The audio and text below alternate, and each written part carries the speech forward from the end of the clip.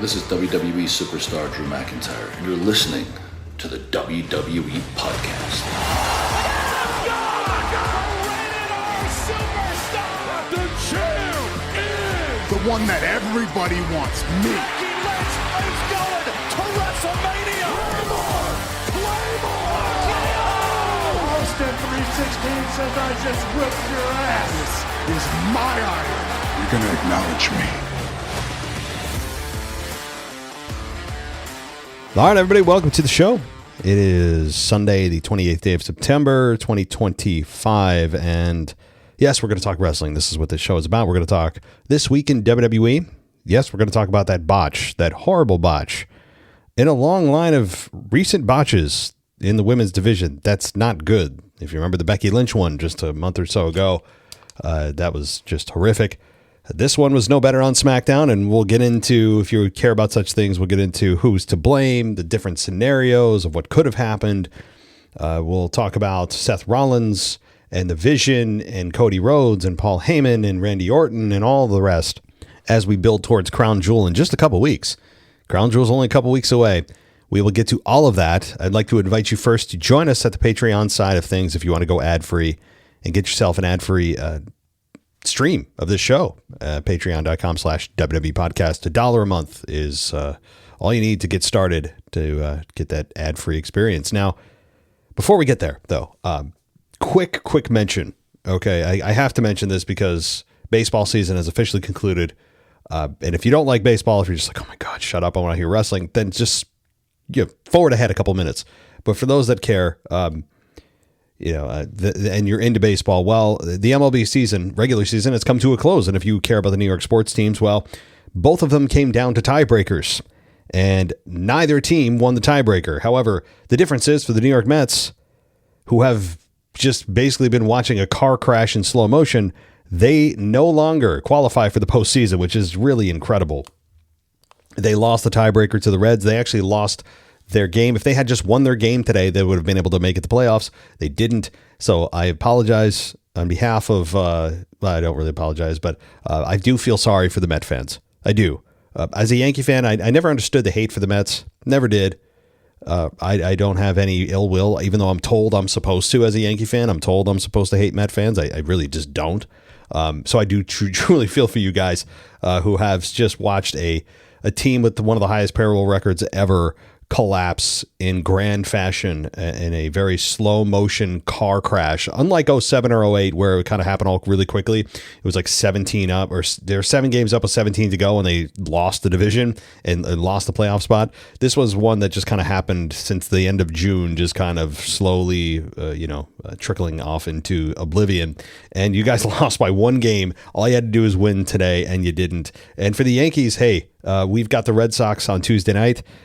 There's no guarantee there. I am a little bit concerned about that, because here's the thing with the Yankee fans, who are all just, they're all gloating right now about they've won 11 of 13. They've won, 30 of the last 45, whatever the case is. You got to remember, we beat up on bad teams. We do not do well against good teams. The reason we have the record we do, and we nearly won the division, had we had the tiebreaker against the Blue Jays, we would have won the division.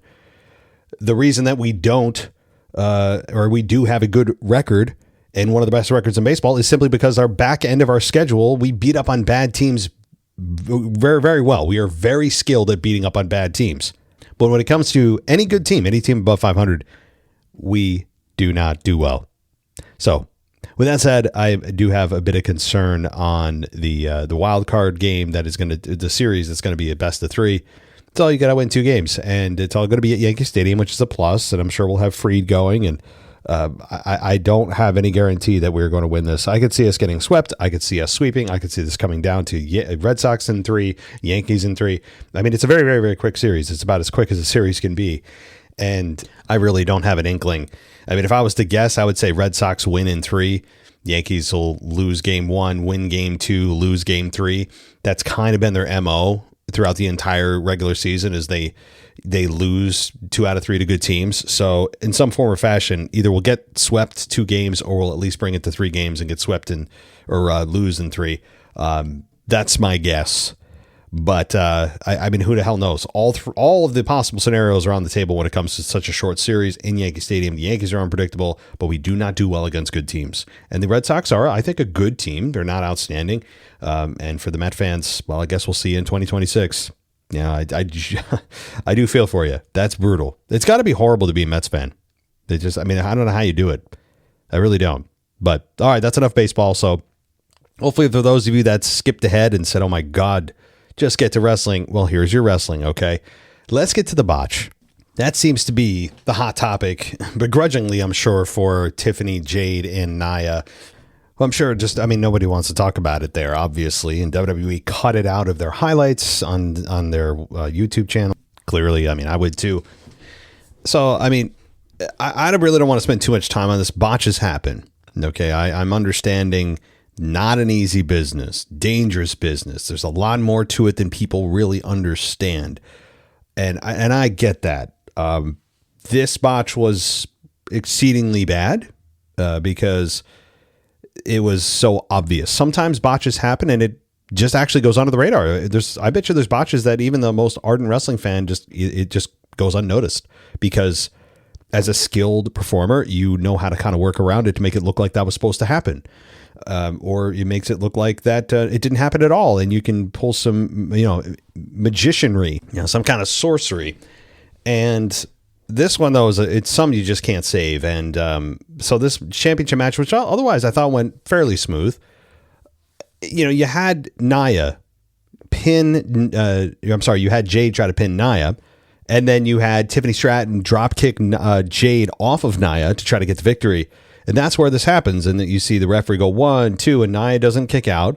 And the referee makes, 1, 2, and then does the typical, near fall, except the problem is that her shoulders were still on the mat. Now, what should the referee have done? Probably just counted the 3. But I think there's a couple of scenarios that could have happened here. One, Nia was supposed to kick out and she didn't. 2, Jade was supposed to break up the pinfall and didn't, which I actually think is less likely. And maybe there's an alternative that I don't know, but that's kind of the only 2 options, I think. And instead, we had Tiffany just drag Nia over, hit the prettiest moonsault, and 1, 2, 3. And I'm sure Nia is thinking to herself, like, well, what the hell? This should have been a 3 count. Why is the referee going for 2? And Nia is right that it was going to be Tiffany who got the victory, but I think either the prettiest moonsault wasn't supposed to end it, or it was supposed to be a drop kick pushing Jade off, and then that was actually supposed to be a 1, 2, 3. So is it on Nia or is it on the referee? Because I don't know what the original finish was supposed to be. I know we're all trying to pile on Nia. We are all trying to pile on her, and the odds are that it's probably Nia's fault? Probably.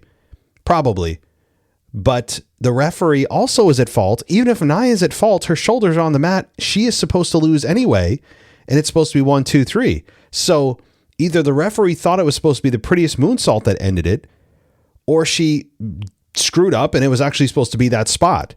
Either way, Tiffany was winning. It's not as if she was counting the wrong person down. The result would have still been the same. But just for the integrity of the match, you got to count the 3. So, I do kind of put the blame somewhat significantly on the referee too. You can't do that. I know she's not trying to screw up the spot, but if she had, here's the thing. If you're the referee and you count the 3 and the talent is not kicking out, that's on the talent then. It's squarely on the talent. Even if you think that the spot is supposed to be Tiffany hitting the moonsault, the idea is, though, that Tiffany's still winning. She was still counting Tiffany down or on Nia, so Jade wasn't involved at all. But the referee should have still counted the 3. Again, should Nia have kicked out? Maybe, if that was the spot. We don't know what the finish was supposed to be. We don't know if it was that or the moonsault, and then it looked like Tiffany improvised. All right, so if Tiffany improvised and just dragged Nia over and hit the prettiest moonsault 1, 2, 3, then it's, then sure, then it might have been on Tiffany to hit that spot. But again, the referee, I think, is the one to put a lot of the blame on here. And Nia Jax certainly too. I mean, Nia Jax, was she supposed to kick out? I don't know. But it looked bad. No matter how you slice it, it looked bad. The people were booing as they should. It was bad. Was it as bad as Becky Lynch selling a kick that was 3 feet from her face, or when she was getting her head slammed into the announce table where it was not even anywhere close? It was like comically far away. No, I mean, in some respects, no. Those were just some of the worst botches I've ever seen. This was bad and just kind of added to the pile lately of the unfortunate, just egregious botches by the women's division over the last month. And, it's not going to hurt the women's division as a whole, but it adds, if you're looking for an argument for women to get less time or to stay where they are, if you feel that way, and there are people that feel that way, I'm sure, whether people think it doesn't, people think that those kinds of people exist or don't. The idea, though, is that, yes, this is evidence for those people to use as a weapon against the argument to push women forward is see how sloppy the women are. Do I feel that way? No. I mean, it is a pattern now of the women having egregiously bad botches, but I think, I still believe that the women certainly have come a long way and all the rest of it. And I'm all for it. But anyway, I wanted to bring that up first because that's at the forefront of everybody's mind this week. It'll go quickly because we are all human beings in this three-dimensional world in 2025, which means our attention spans are 4.5 seconds.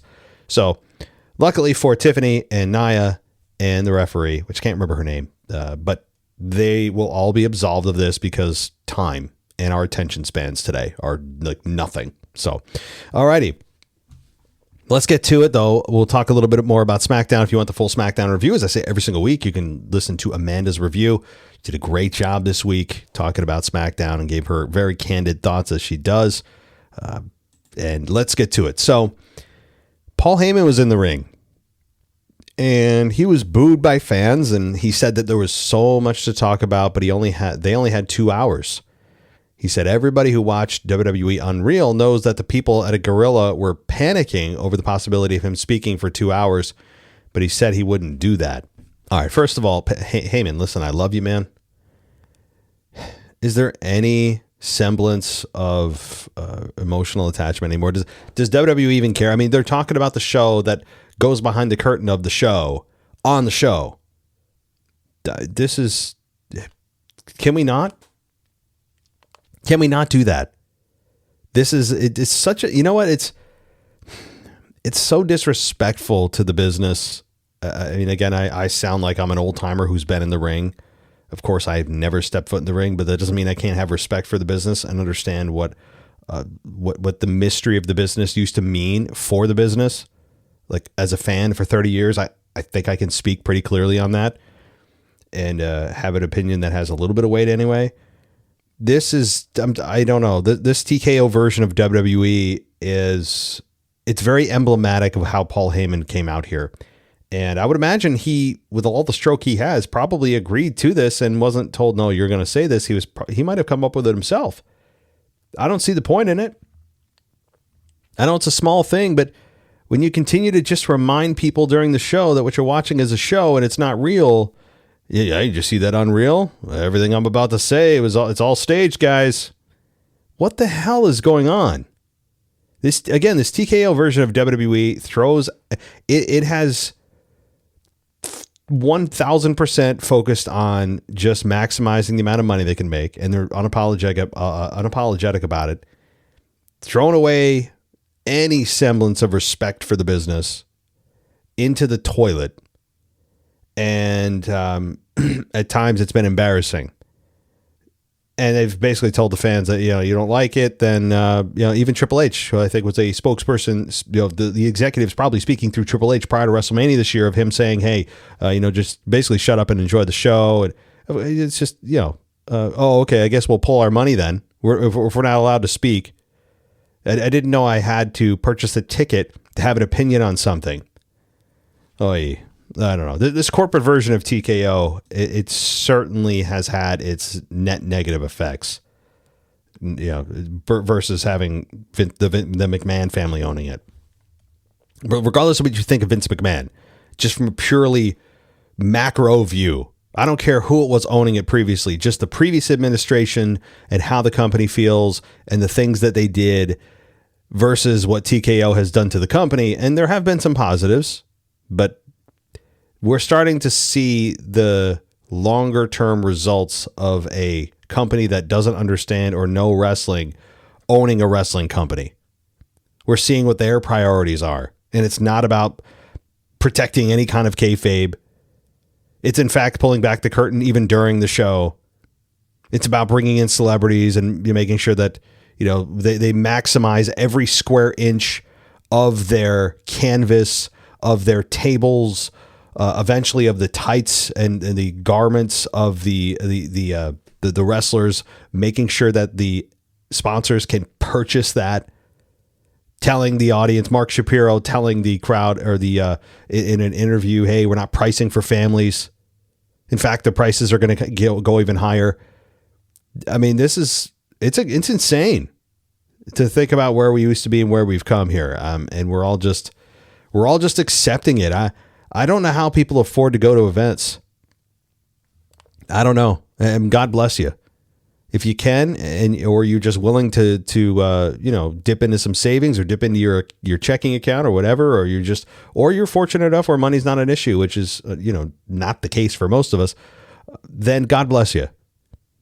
I mean, seriously, you do whatever you want with your money, but the only way this is ever going to change, as I'll continue to hammer home, is if we, on a larger scale, tell the WWE, no, screw this.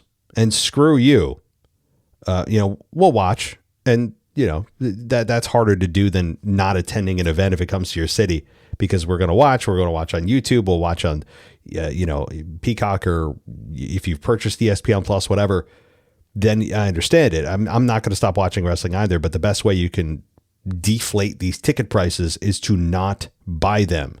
Stop selling out the arenas. Stop allowing them to gouge you for the money that they're charging.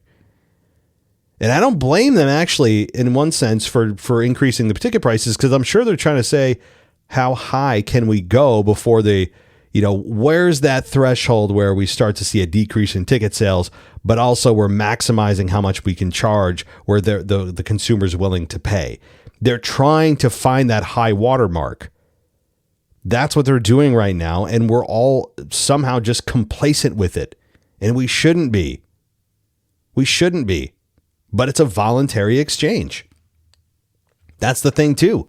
It's a capitalist market. Whether you love it or don't, it's not the conversation here.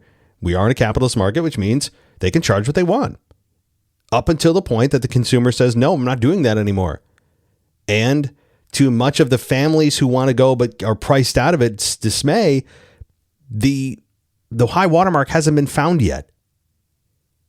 I mean, just look at your local ticket prices for wrestling, even if it's an untelevised show. They have gone up exponentially. And it does suck for the rest of us that have families that want to bring families. And you're like, oh, is this worth taking this hit? And you have to think about it. But they're trying to maximize their money. And the best way we can bring it down is to give them the finger. Not go to these live events. Stop going if you want to see these ticket prices decrease. And we need to do that at scale. That's what needs to happen. These events need to stop selling out.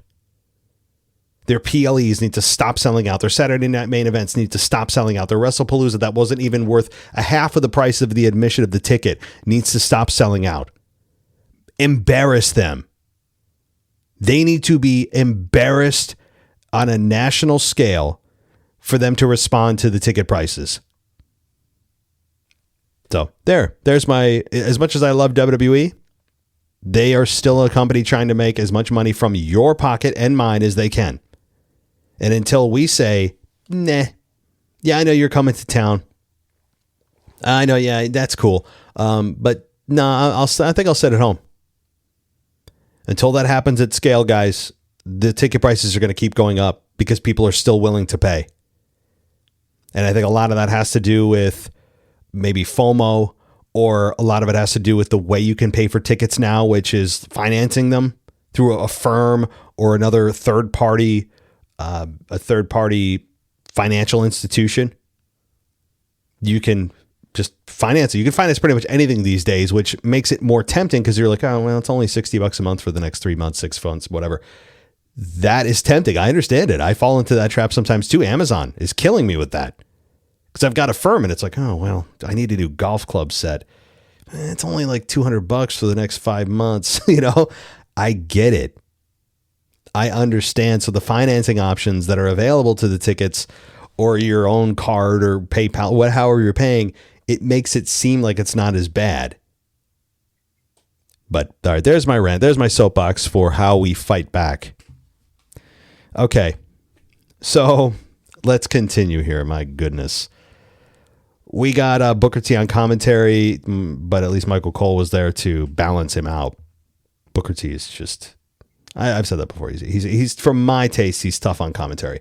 But Heyman mocked Cody Rhodes by asking the fans what they want to talk about. And an OTC chant broke out. Heyman said he would love to talk about Roman Reigns, but it's disrespectful to speak of the injured. That was funny. And Heyman asked if they should talk about Braun Breaker, adding that Breaker will headline WrestleMania for 5 to 10 years. And he asked if they should talk about the conspiracy theories and rumors regarding Brock Lesnar. And Heyman was interrupted by music here. They need to kind of back off this Breaker headlining WrestleMania for 5 to 10 years. I mean, has there ever been any star ever that has been a rookie coming up? It's got a hot streak, but that has been anointed by the company overtly by saying he's going to headline WrestleMania for the next 5 to 10 years. So you're telling me he's the next Roman Reigns? Really? I mean, I like Braun Breaker. I think he's got a hell of a future. But we're talking about elite, the elite section of the elite category of people that do that. We're talking about a goal that 0.001% or less of wrestlers that have ever or will ever exist will achieve. That's a hell of a bar, a hell of an expectation, almost an unfairly high expectation to label a guy with and task him with.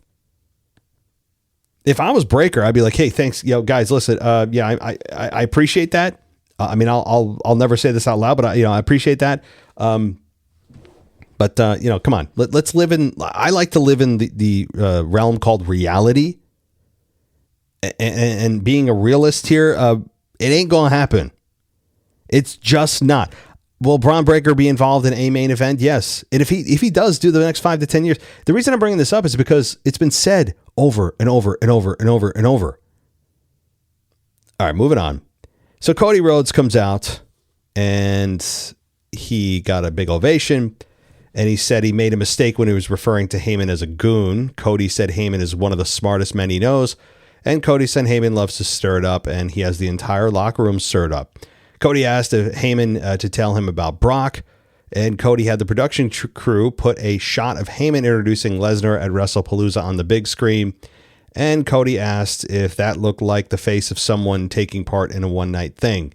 Cody asked if he was talking to an oracle, a wise man, or an advocate, and he said, "You're talking to the GOAT," and Heyman said, "Cody and everyone else knows that everyone is in danger when Lesnar is present."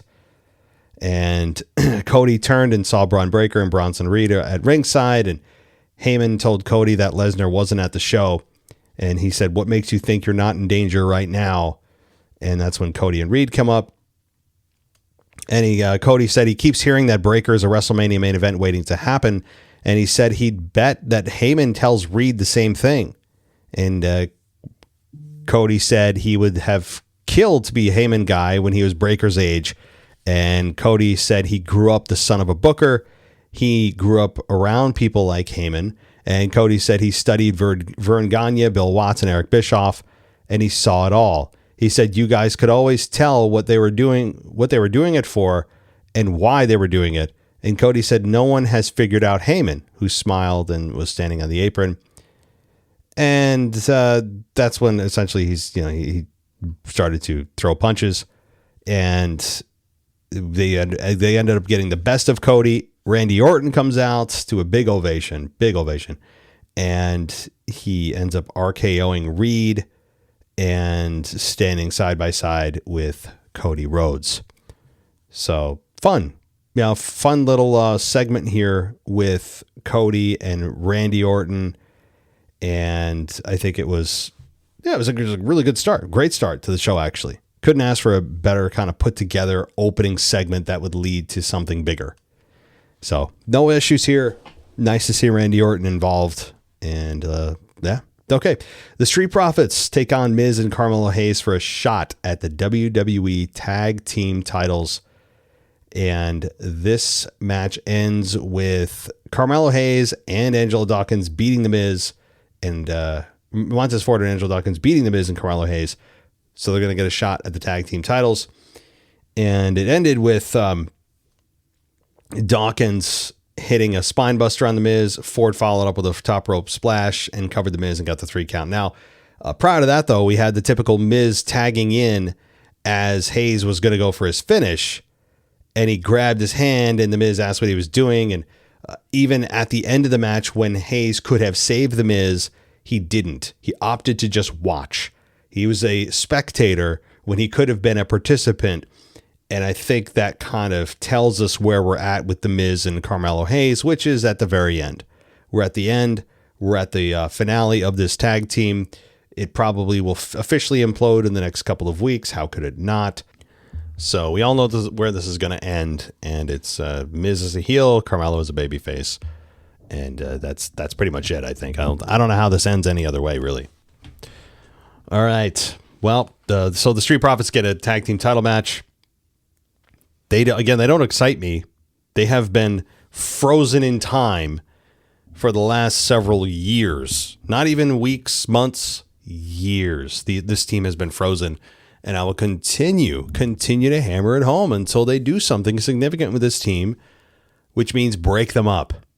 That's how you make this significant. I understand that at any given moment, in any given time, just kind of a base equilibrium that WWE is always thin on tag teams. I don't care. This team is long overdue, years overdue to break up. And bring Angelo Dawkins into the forefront. Montez Ford. And hey, if Angelo Dawkins somehow surprises us, then all the better. I hope he does. But Montez Ford isn't getting any younger. And there's something there that we need to find out what it is beyond him in a tag team. So Jade Cargill was interviewed backstage, and Jade said that, she's sick of Tiffany and Nia. So it'll feel so good when she becomes women's champion later in the show. And that's when Stephanie Vaquer comes out and in the picture and said that Jade told Stephanie that a storm would be coming her way at Crown Jewel. So enlightening, isn't it? Jade is she's a prophet. She's just so eloquent, well-spoken. We understand who and what she is through and through. Jade is just a very well-rounded, deep, multi-layered character, is she not? I mean, we know so much about her. We're so connected to her emotionally because we feel her. We can relate to her. Now, that's what WWE would want us to say, and I'm sure Jade thinks we should say at this point. I will hammer this home, too. When are they going to let her sink or swim? Or they know she's going to sink and they won't let it happen, so they just give her 2 sentences and a tagline to say. I mean, jeez. If they ever put her in a title position again, I mean, she's just going to keep getting rejected. The fans, unless she's a heel, which that's another conversation to be had, but if she's in the currently constituted character of a babyface, the fans are going to continue to push back. They're not going to be, I don't believe, very interested in seeing Jade Cargill as champion, despite the fact that she's been here for a couple of years. Okay, I don't want to go on a Jade tirade because I want to see her succeed, but they aren't, either Jade's not progressing and putting in the work, or the WWE just is saying, hey, she's putting in the work, but we still don't trust her. It's one of the two. Moving on, we have United States champion, women's United States champion, Julia and Kiana James take on Michin and B-Fab. And as expected, the crowd was kind of quiet early on this. Late in the match, Michin hit James with Eat Defeat. And James stumbled her into the corner where Julia tagged in. Julia hit Michin with a knee strike and then finished her with a Northern Lights bomb. And it was a 10-minute match, which is actually a decently timed match given the competitors and where they've been over the last several months. So women's champion Julia and Kiana James win. And then Cole spoke about how he felt bad for Michin because of the way James fell into her corner after being hit with Eat Defeat. So yeah. Which again, hey, I don't know what this is going to lead to. I don't know if this is actually being positioned for some kind of women's 4-way match at Crown Jewel, perhaps in Perth. That could be what this is for. I highly doubt this is going to have any kind of reverberations for the women's tag team championship. But there. All right. So let's see here. We had Charlotte Flair and Alexa Bliss confronted in their dressing room by Zarya and Sol Ruca. And Zarya said it was time for her and Ruca to get a shot at the titles. Flair said teams were waiting in line and they just hadn't earned it. Zarya said that was funny coming from Flair.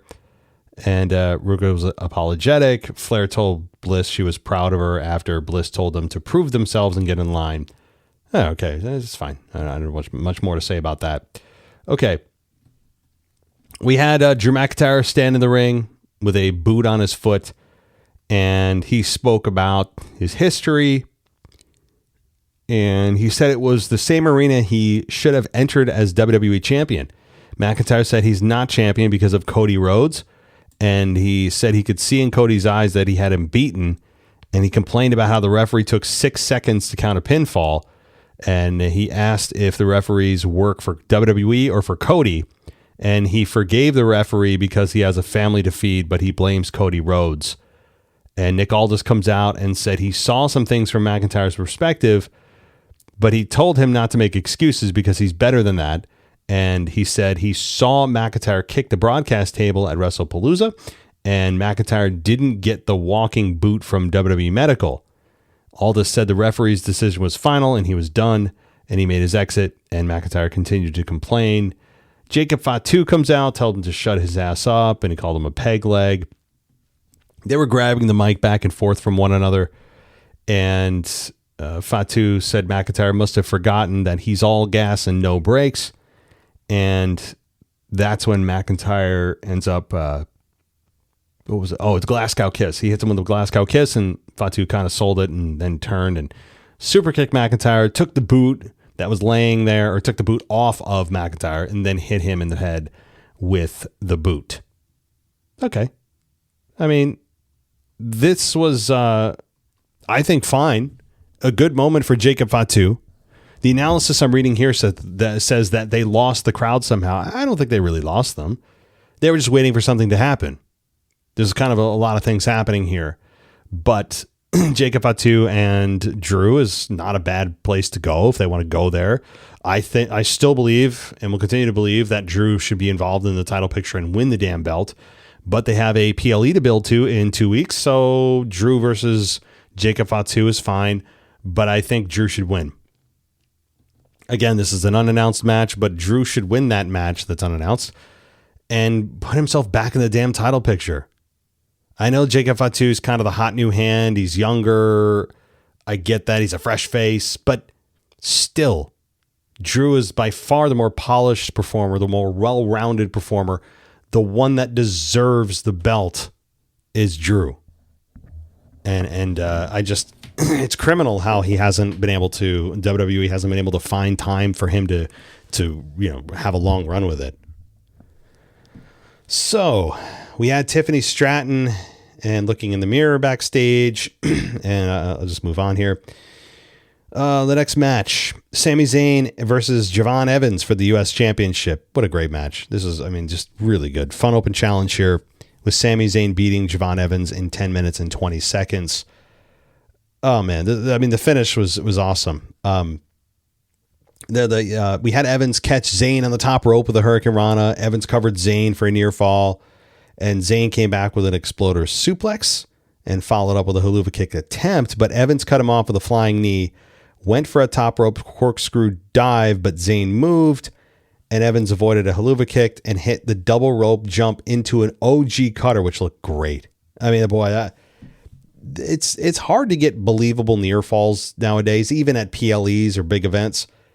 If it can happen on a regular old plain SmackDown, you've done something. And that was just a great near fall there. And Evans performed then he jumped over the rope and rolled through, and he eventually gets hit with the haluva kick and then the Blue Thunder. That was interesting that Zayn reversed them. I have no problem with that whatsoever. Don't consider that a complaint. Consider that a compliment. That Zayn hitting the haluva kick and then the Blue Thunder bomb, which is typically used as some kind of like a transition or signature move that never ends a match. That was great. Just fun. Hell of a fun match. Evans is 21 years old? Man, oh man. This guy has got the world in front of him. All right. Continuing on, Damian Priest approached Kit Wilson. That happened backstage. So that's we'll continue here. We did have Black stand behind Priest and asked if he was looking for him. Priest wound a punch while turning around, but Black caught him with a kick, and Black sat down next to Priest, who was falling down, and Black said it looked like they were getting somewhere now, and he mentioned something about how only one of them was standing, and he wished Priest a happy birthday. All right. So Tiffany versus Jade versus Nia, as I already talked about. I mean, again, 14 minutes beyond the terrible botch. I mean, it's just horrific, which is just what it is. Other than that, I mean, it's the right finish. Okay. It's the right call to have Tiffany Stratton win this to face Stephanie Vaquer at Crown Jewel. I made this point on my Raw review as well, and I stand by it. Or it was a Friday, my mailbag, whatever it was. Still, it's the right call. You have young champion versus young champion, kind of the faces, one of the future faces of the company. Potentially both women. It's a kind of a signal that they're going youth. They're looking to their younger stars, and that's exactly how you build the company. That's exactly how you build that next generation, and that's a great idea. I mean, it's also going to produce the best match. I mean, let's be honest. It's going to produce the best just quality wrestling match if that's what you're looking for. It's just going to. Jade certainly wouldn't have done it. Nia, for all of her improvements, is just not capable of that kind of match that people are looking for. So I think it was a great move. And Stephanie versus Tiffany is going to be a great Crown Jewel match. It just can't not be.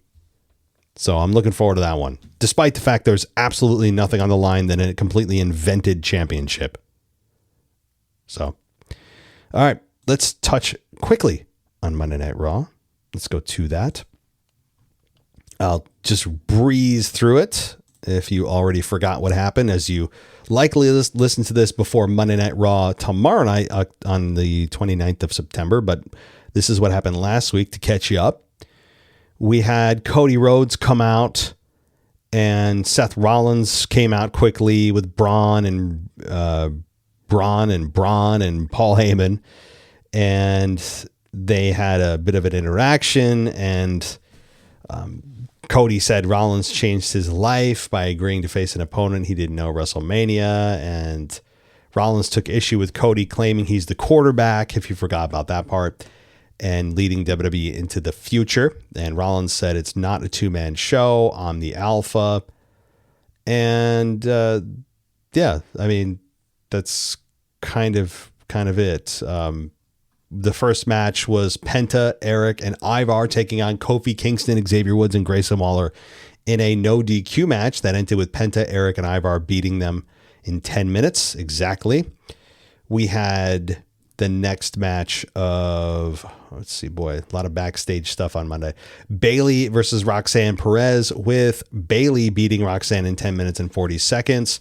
And after the match, Bayley rolled Perez to the floor, and Valkyria came in the ring, if you remember this, and applauded Bayley and hugged her, but Bayley shoved her off because Bayley's going through some kind of identity crisis.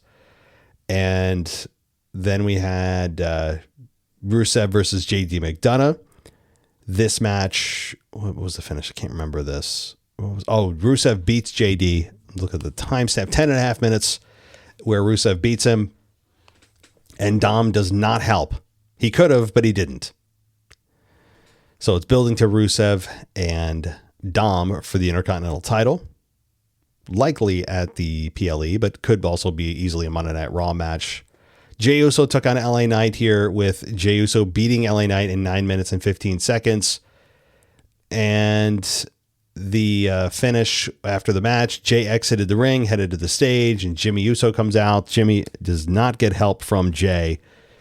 And that was that. So Jey continues to potentially be on a heel turn. Potentially. Not for sure, but we'll see. We then had, let's see. Oh my gosh, lots of backstage stuff. Maxine Dupree. I'll just skip over that. Rhea Ripley versus Asuka. This match went 17 minutes and 15 seconds with Rhea beating Asuka after she rolled her up to get the 3 count. But after the match, that's when we had a turn, an official turn that we all saw coming. But it officially happened with Asuka spraying mist in Ripley's eyes.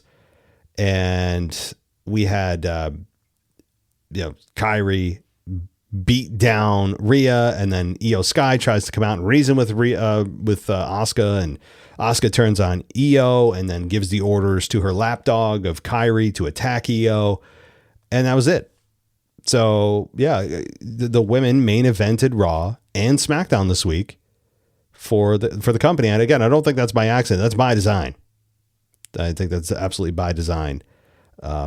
For WWE and TKO. So solid week in the company. Yes, the botch. But I think that there's more to the week than that. If we take it as a whole, I mean, I can see a little bit more of the picture, and you can as well, of where they're headed for Crown Jewel and beyond. As we really start to dive into the deep fall here, we start to even look at Survivor Series and, dare I say, Royal Rumble and potential winners there. That's a fun conversation to be had. And we're not too far away from having that conversation, believe it or not.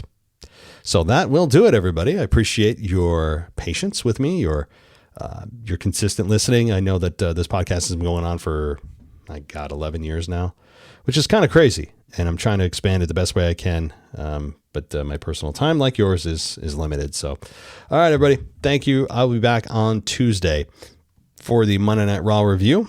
And I hope you join me then.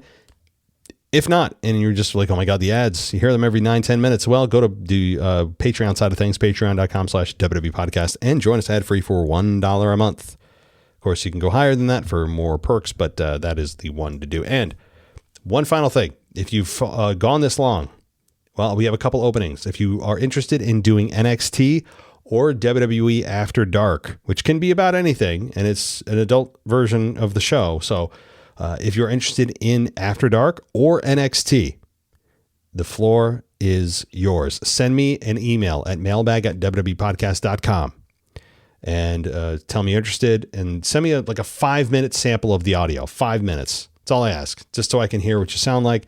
Give me, kind of like your version of what the show would sound like in a very, very quick snip, and let me know. Mailbag@wwepodcast.com. Thanks, everybody. We'll talk next time. Thanks for listening to the WWE Podcast. Don't forget to subscribe on your favorite podcast app so you don't miss a show, or head to wwepodcast.com. And for all of these shows ad-free, head over to patreon.com/WWE Podcast. Until then, we'll see you next time.